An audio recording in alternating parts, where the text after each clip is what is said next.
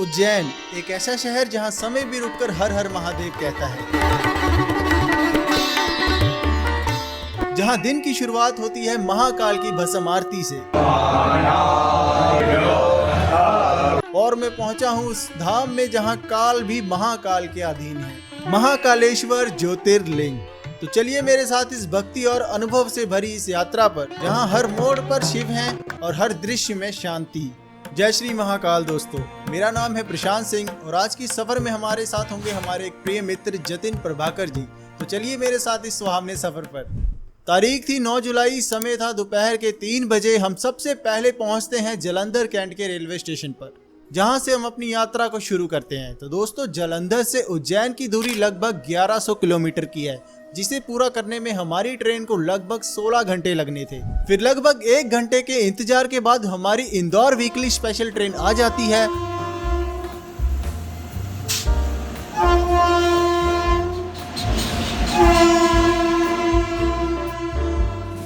और उसमें बैठने के बाद हम अपने सफर का आगाज शुरू कर देते हैं। थोड़ी ही देर बाद अगले स्टेशन पर हमारे जतिन भाई को बहुत जोरों से भूख लगती है, तो इसलिए हम जोमेटो से कुछ ऑर्डर कर देते हैं खाने पीने के लिए, जो कि हमें अगले स्टेशन पर ही मिल जाता है। तो आप देख सकते हैं कि हमने किस तरीके से वहाँ पर खाया। तो गाइस देख सकते हैं इस आदमी ने मंगाए है, क्या मंगाया आपने? जगह भी है कुछ, कटलरी नहीं है की कटलरी का पता नहीं, नीचे से हमें स्मेल अच्छी आ रही है, उसमें से कुछ नहीं आ रहा हमें नीचे से। कटलरी के नाम पर इन्होंने इस आदमी के साइज के हिसाब से तो ये इसमें चटनी भी नहीं आनी चाहिए। और ये ज्यादा कटलरी यार, एड्डी वड्डी प्लेट कितने रखेंगे हम प्रशांत? अब इसमें देखते हैं कि हम क्या खा सकते हैं।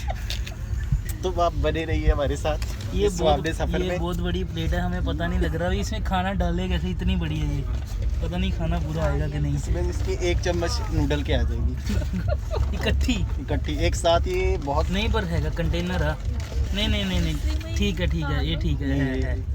बहुत ज़्यादा है यार। तो आप देख सकते हैं इस आदमी का साइज और इस प्लेट का कोई यहाँ पे मेल नहीं है, तो हम रेस्टोरेंट को एक साथ जरूर देंगे। तो अभी आप इसका रिव्यू देख रहे हैं। दोस्तों, इस बार हमारे साथ वाले पैसेंजर जो हैं वो काफ़ी अच्छे थे, मतलब उन सबका नेचर बहुत अच्छा था। हम सब ने मिलकर सफ़र को बहुत ज़्यादा एंजॉय किया और एंजॉय करते हुए ही आगे की ओर बढ़ रहे थे। फिर अगली ही सुबह हम 6 बजे पहुंच जाते हैं कोटा जंक्शन पर, जो कि राजस्थान में है। और उसके बाद हम पहुंचते हैं नागदा जंक्शन पर, जो कि मध्य प्रदेश में था। और हम मध्य प्रदेश में एंटर कर चुके थे, तो हमने वहां का सबसे पहले प्रसिद्ध पोहा ट्राई किया। जी हाँ दोस्तों, मध्य प्रदेश का जो पोहा है वो काफ़ी मशहूर है।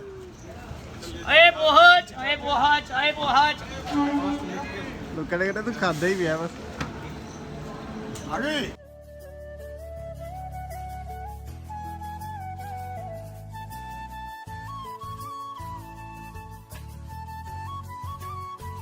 पोहा खाने के बाद जब हमारी ट्रेन आगे की ओर बढ़ती है, तो तकरीबन 9 बजे के करीब हम उज्जैन जंक्शन पर पहुंच जाते हैं। उज्जैन पहुंचने की खुशी आप हमारे चेहरे पर देख ही सकते हैं कि हम कुछ बयान नहीं कर सकते। तो हम फाइनली यहाँ पे पहुँच गए गाइस उज्जैन में इस टाइम। अभी अंकल देख सकते हैं। स्टेशन के बाहर निकलने के बाद तकरीबन एक ऑटो करके हम 1.5 किलोमीटर दूर महाकालेश्वर चौक पर पहुंच जाते हैं। तो गाइस हम पहुंच चुके हैं महाकाल जी की नगरी में, उज्जैन में इस टाइम पर। और यहाँ पर हमें होटल वाले ऐसे पकड़ के खींच रहे हैं कि इधर आओ इधर आओ, मिलवा दूं भाई इधर। जहाँ पर हमारे रूम की एडवांस बुकिंग पहले से ही थी और रूम से महाकालेश्वर ज्योतिर्लिंग जी का जो डिस्टेंस था मात्र 200 मीटर का था, तो हमें रूम काफ़ी अच्छा मिल गया था। हम आपको रूम टूर भी जरूर दिखाएंगे, तो देखिए दोस्तों। हेलो गाइस, हम अपने रूम में चेक इन कर चुके हैं और हमारा रूम देख लो, देखने में छोटा है बट काफ़ी अच्छा है। बट इतने बजट में इतना ही मिलेगा। ये अपने प्राइस को बहुत अच्छे से जस्टिफाई कर रहा है। अब ये देख सकते हो कि हमें कार्ड वाली की भी मिली है। इसको निकालते ही रूम की लाइट ऑफ हो जाएगी। ऐसा ही मत, बस हम निकाल नहीं सकते। बस अब हम रेडी हो गए।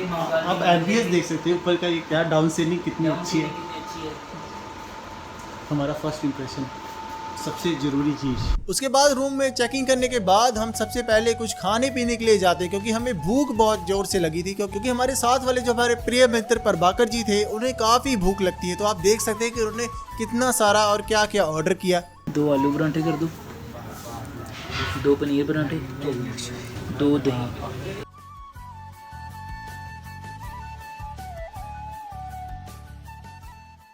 खाने पीने के बाद हम निकल पड़ते हैं महाकालेश्वर ज्योतिर्लिंग दर्शन के लिए। दोस्तों उस दिन सावन का पहला दिन था, जिस कारणवश मंदिर में बहुत ज्यादा भीड़ थी, तो हमारे पास समय इतना ज्यादा नहीं था, तो हमने शीघ्र दर्शन की एक पर्ची ली जो कि मात्र 250 रुपए पर पर्सन पर मिल जाती है। उससे आपको एक VIP गेट के द्वारा अंदर लेके जाया जाता है और आप बहुत अच्छे से दर्शन कर सकते हैं। तो दोस्तों शीघ्र दर्शन की टिकट से आप 5 मिनट के अंदर मंदिर के अंदर प्रवेश कर सकते हैं। मंदिर के अंदर जाने के बाद हमने महाकालेश्वर ज्योतिर्लिंग के पावन दर्शन किए। दोस्तों महाकाल मंदिर का इतिहास का वर्णन हमारे पुराणों में कुछ इस प्रकार से है।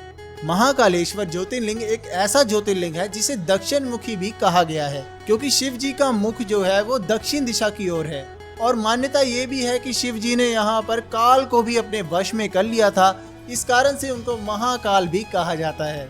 और ये स्थान त्रिकाल पूजा और भस्म आरती के लिए विशेष रूप से प्रसिद्ध है।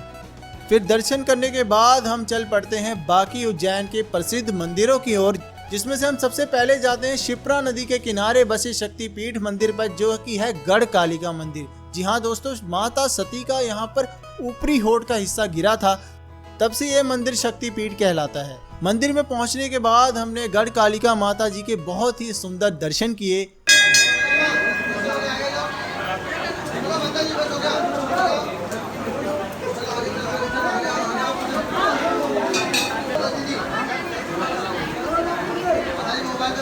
उनके दर्शन करने मात्र से एक अलग सी पॉजिटिव एनर्जी हमारे अंदर आती है, क्योंकि माता रानी का जो वहाँ पर रूप है वो बहुत ही सुंदर है। आप सबको भी इस मंदिर में एक बार तो जीवन में जरूर जाना चाहिए। माँ गढ़ कालिका के पावन दर्शन करने के बाद हम चल पड़ते हैं भरथरी गुफा की ओर, जिसके अंदर कई प्रकार की छोटी छोटी गुफाएं थी। यही है ना एंट्री? हाँ, एक और भी है ना। बहुत एसी चल रही है, मस्त। ब्लॉग आएगा गाइस, देखना ठीक है। नमः पार्वती पते हर हर हर महादेव। और वहाँ पे दर्शन करके हमें बहुत ही आनंद आता है। और उसके बाद चल पड़ते हैं हम उज्जैन के बेहद प्रसिद्ध मंदिर की ओर, जो कि है श्री काल भैरव मंदिर। जी हाँ दोस्तों, दुनिया का ये एकमात्र ऐसा मंदिर है जहाँ पर मदिरा का भोग लगाया जाता है और प्रसाद में भी मदिरा को ही बांटा जाता है। ये देखो यहाँ पे कंस्ट्रक्शन का काम भी चल रहा है, और ये बहुत बदतमीज है, ये सिर्फ खुद को रिकॉर्ड कर रहा है, मुझे रिकॉर्ड नहीं कर रहा। आ रहे हैं वीर, तू भी आ रहे हैं। 50 रुपये का। इस मंदिर में बाकी मंदिरों के मुताबिक बहुत ज्यादा भीड़ थी। तकरीबन 1 घंटे लाइन में लगने के बाद हमें श्री काल भैरव जी के बहुत ही सुंदर दर्शन होते हैं। बोलिए श्री काल भैरव जी महाराज की नमः पार्वती पते हर हर हर महादेव। परीक्षा है गोदी में और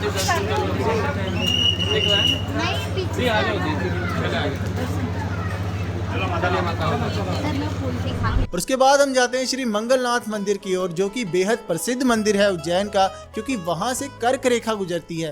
कर सकते स्वारदान है, जो अपने शरीर में ब्लड का संचार चलता मंगल के द्वारा ही चलता है। यंत्र मिलता, गल्ला, दुकान, तिजोरी लाकर में रखने के लिए फोटो मिलेगा, प्रसाद, नाम बोलना, गोत्र बोलना, जो भी मन में मनोकामना इच्छा लेकर आप बोल के चला जाए। और माना यह भी जाता है कि वहां पर मंगल ग्रह का जन्म हुआ था।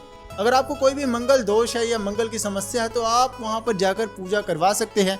वहां पर हर कष्टों का निवारण होता है। और इस मंदिर की एक खास बात ये भी है कि महाकाल जी के सामने नंदी जी आपको नहीं देखने को मिलेगी, और यहाँ पे जो आपको देखने को मिलेगा वो है भेड़, क्योंकि यहाँ पर मंगल की जो सवारी है वो भेड़ को माना जाता है। नमः पार्वती पते हर हर महादेव।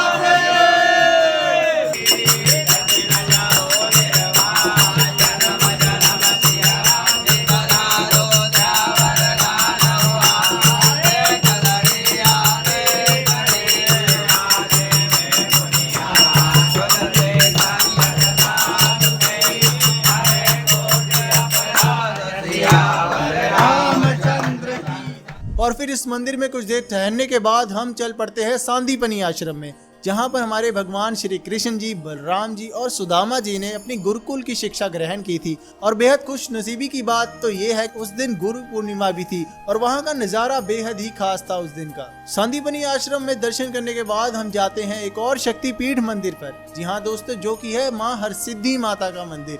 दोस्तों, उज्जैन के हरसिद्धि माता मंदिर को शक्ति पीठों में इसलिए गिना जाता है क्योंकि वहाँ पर माता सती जी की कोहनी गिरी थी।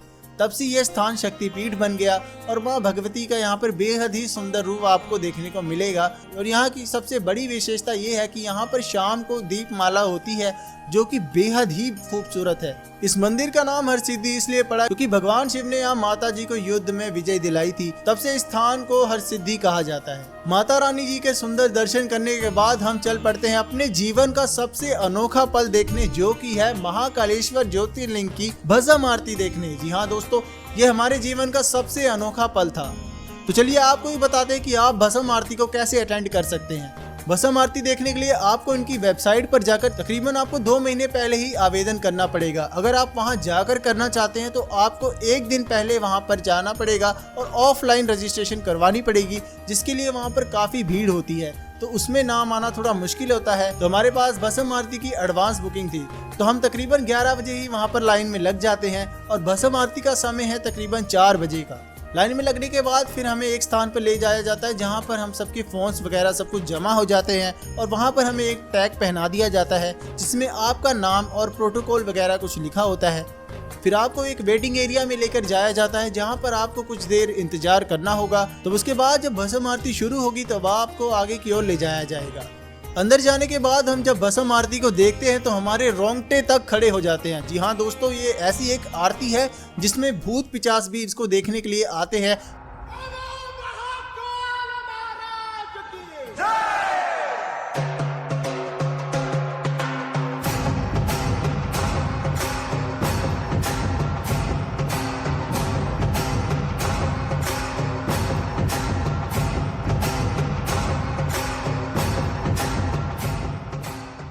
दोस्तों, आप सभी को जीवन में एक बार भस्म आरती तो जरूर ही देखनी चाहिए। जी हाँ दोस्तों, आपको आनंद आ जाएगा। आपने ऐसी आरती आज तक कभी जिंदगी में नहीं देखी होगी, हमने भी नहीं देखी थी। हमारे लिए ये फर्स्ट एक्सपीरियंस था। फिर तकरीबन हम 5:30 बजे मंदिर के बाहर आते हैं।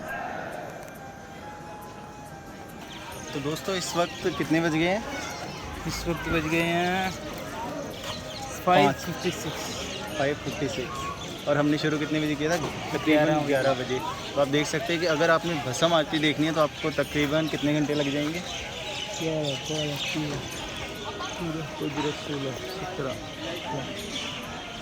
पता नहीं कितने लग जाएंगे, बहुत ज़्यादा घंटे लग जाएंगे। हमारी हालत थोड़ी सी ख़राब हुई पड़ी है नींद के कारण। की जाएगी आपकी एक रात यहाँ पे लगने वाली है अगर आपको भस्म आरती देखनी है।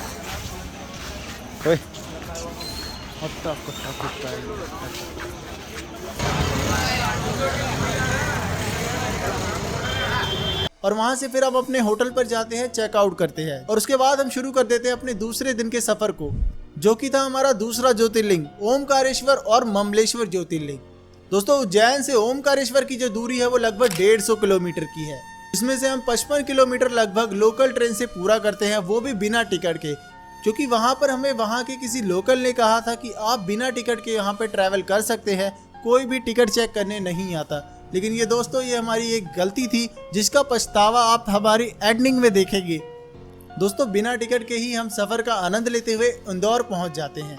इंदौर पहुंचने के बाद हम सबसे पहले वहां पर एक बस लेते हैं ओमकारेश्वर के लिए, और वो बस तकरीबन हमें 3.5 से 4 घंटे लगा देती है मात्र 100 किलोमीटर के लिए।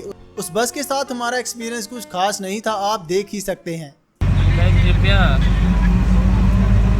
किराया कंडक्टर को दें, चोर नकली कंडक्टर बनकर किराया ले लेते हैं। ऐसा पहली बार हुआ है, हमने किसी बस में ये पढ़ा हो। इतने बेवकूफ़ बस वाले, इनको पता ही नहीं लगता।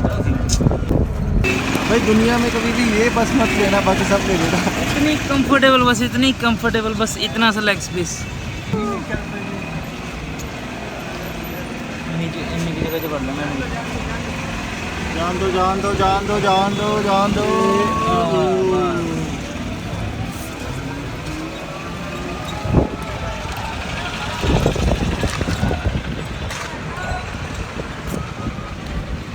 फिर इसके बाद बहुत मुश्किल से हमें एक होटल में रूम मिलता है और वो भी रूम कैसा है आप देख ही सकते हैं। तो अब हम इस वक्त हैं ओमकारेश्वर में। ओमकारेश्वर में हमने आके यहाँ पर रूम लिया और रूम में हमें एसी मिला और ये तो हमारे साथ ही था और हमें एक बेहद एंटीक चीज़ मिली है जो हम आपको दिखाते हैं। ये देखो, इसका मैंने वहाँ से प्लग लगाया अभी और इसमें से कुछ आवाज़ें आ रही हैं। रात को हम इसमें ज़रूर कुछ देखेंगे हॉरर सी चीज़, क्योंकि ये पहले ही बहुत स्कैरी सा सेटअप है इसका, आप देख सकते हैं।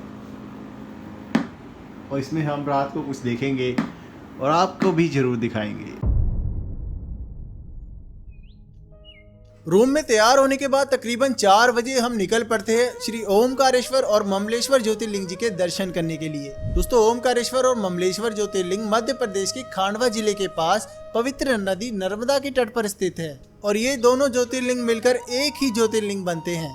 यदि आप सिर्फ ओमकारेश्वर ज्योतिर्लिंग के दर्शन करते हो और ममलेश्वर ज्योतिर्लिंग के दर्शन नहीं करते तो आपका ज्योतिर्लिंग ये आधा ही माना जाएगा। इसलिए आपको ये दोनों ज्योतिर्लिंग के दर्शन करने होंगे यदि आपको अपना एक पूरा ज्योतिर्लिंग यहाँ पर कवर करना है तो।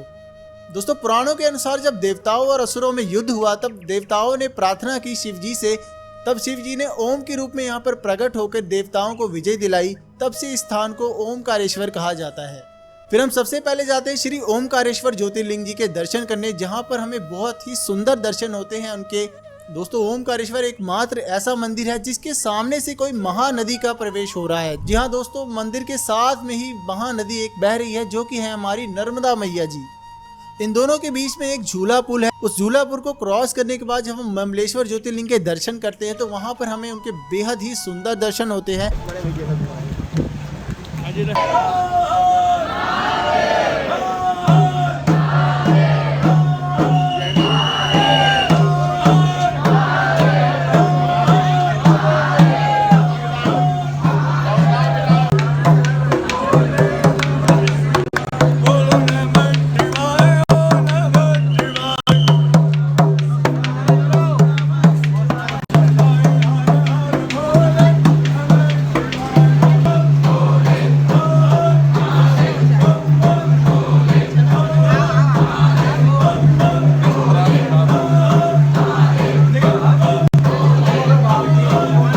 जी हाँ दोस्तों, आप ममलेश्वर ज्योतिर्लिंग पर जल भी चढ़ा सकते हैं और उनके स्पर्श दर्शन भी कर सकते हैं।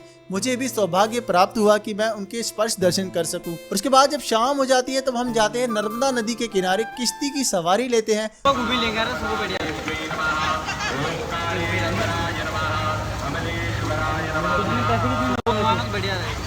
अरे 2 सवारी पार होना किसी से पैसा लेगा।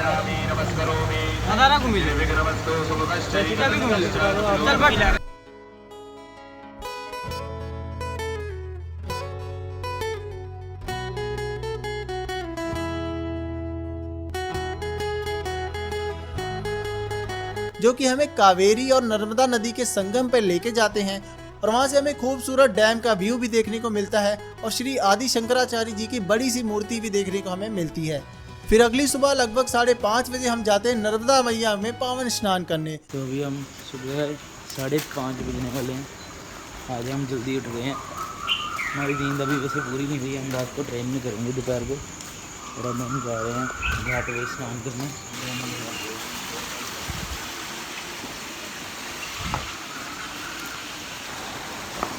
आज हमें किसी भी हालत में यहाँ से 6-6:30 बजे तक निकलना पड़ेगा।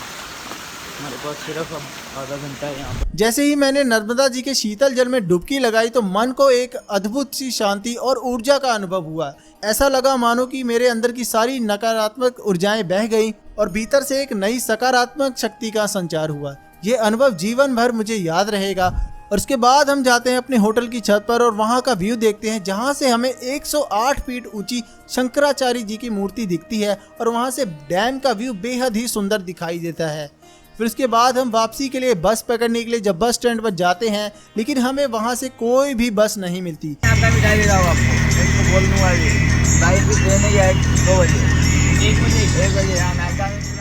फिर उसकी वजह से हम कुछ दूरी तक एक ऑटो रिक्शा में बैठते हैं जो कि हमें एक हाईवे पर उतार देता है, जहां से हमें इंदौर के लिए बस तो मिल जाती है। उस बस में बैठने के बाद लगभग हम 10 बजे के करीब इंदौर में पहुंचते हैं।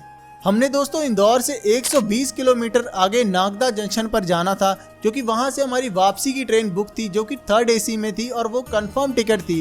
परंतु किसी कारणवश हम बस में लेट हो जाते हैं और हम वहां पर टाइम से नहीं पहुंच पाते, जिस वजह से हमें इंदौर में ही रुकना पड़ता है और हम नागदा जंक्शन नहीं पहुंच पाते, जिस वजह से हमारी वो ट्रेन मिस हो जाती है।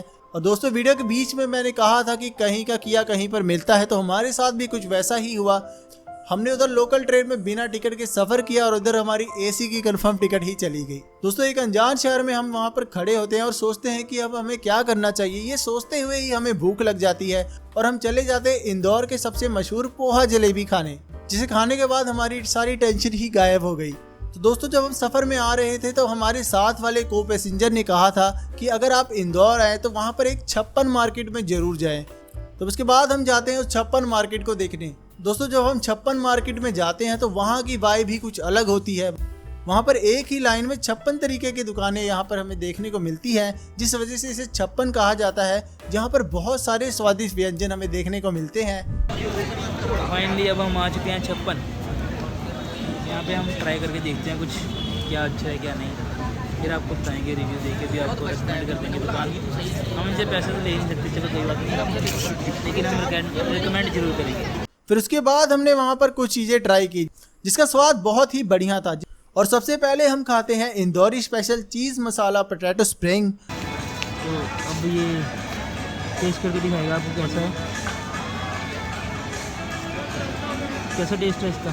खाते ले पहला सही है। और उसके बाद हमारे जतिन भाई खाते हैं अपना पसंदीदा चीज़ सैंडविच। एहे रहा नहीं जाता, तड़प ही ऐसी है ना। रिव्यू देते हैं, अभी रिव्यू देते हैं, स्नैप डाल लेंगे। हम पनीर चीज़ मसाला टेस्ट कर रहे हैं, आपको बताते हैं टेस्ट करके।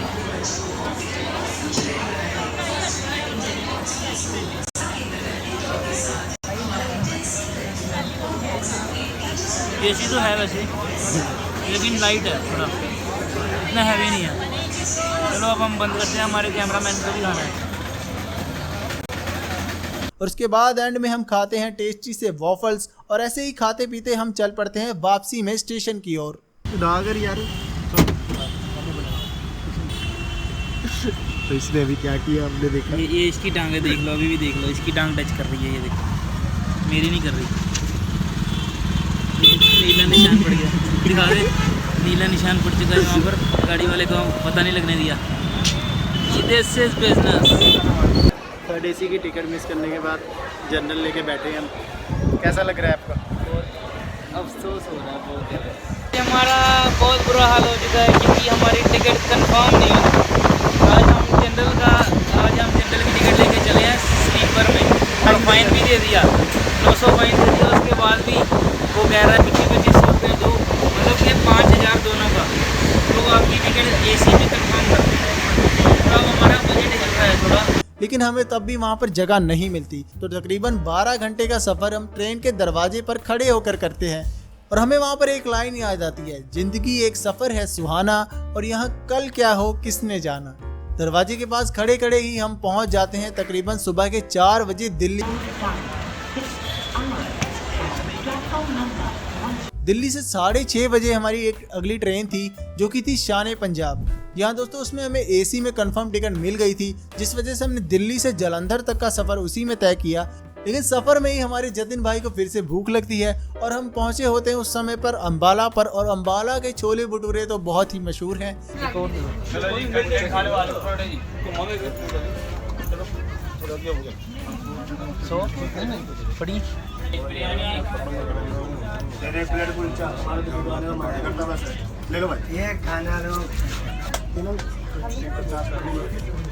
तो उसके बाद हम एक पे एक ऑर्डर लगाते हैं और प्लेटें ख़त्म करते जाते हैं। तो छोले भटूरे खाते हुए अपने सफ़र में आगे बढ़ते हुए तकरीबन 3 बजे हम पहुंच जाते हैं अपने शहर जालंधर शहर में, और यहाँ पर हमारा सफ़र ख़त्म होता है।